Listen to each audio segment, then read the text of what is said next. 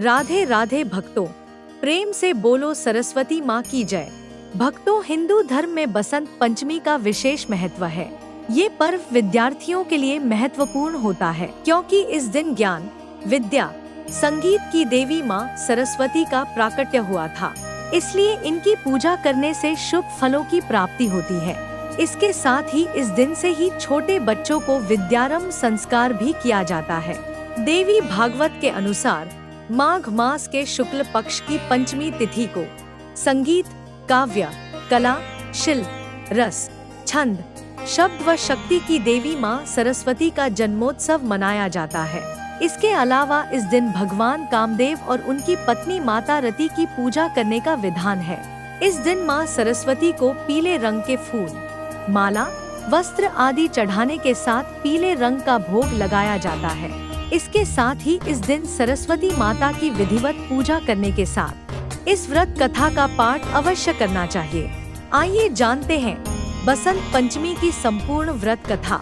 देवी भगवती पुराण के अनुसार सृष्टि के आरंभ में त्रिदेव ब्रह्मा, विष्णु और महेश ने मनुष्य जाति का आवरण किया, लेकिन त्रिदेव अपनी इस सृजन से संतुष्ट नहीं हुए। त्रिदेव को लगता था कि इसमें कुछ कमी रह गई है, जिसके कारण पूरे ब्रह्मांड में शांति ही शांति है।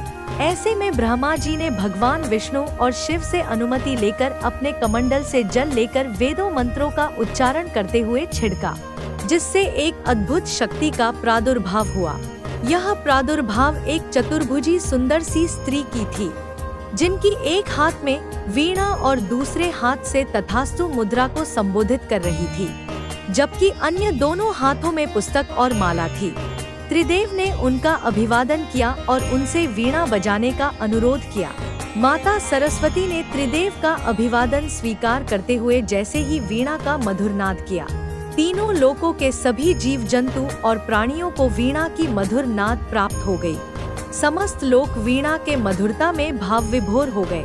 माँ की वीणा की मधुरता से समस्त लोक में चंचलता व्याप्त हो गई। इस कारण त्रिदेव ने माँ को सरस्वती के नाम से संबोधित किया। जब वह प्रकट हुई और ब्रह्मा जी के अनुरोध पर उन्होंने अपनी वीणा से ब्रह्मा की रचना को जीवन प्रदान किया। जब उन्होंने वीणा बजाना शुरू किया तो पहला अक्षर सा निकला, जो वर्णमाला 7 संगीत सुरों, 7 स्वरों में से पहला है। इस प्रकार ध्वनि रहित ब्रह्मांड को ध्वनि प्राप्त हुई।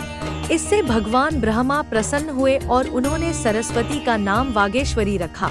उसके हाथ में वीणा है, इसलिए उन्हें वीणा पाणी भी कहा जाता है। भक्तों, यह थी बसंत पंचमी की कथा। अच्छी लगी हो तो चैनल को सब्सक्राइब करें। राधे राधे।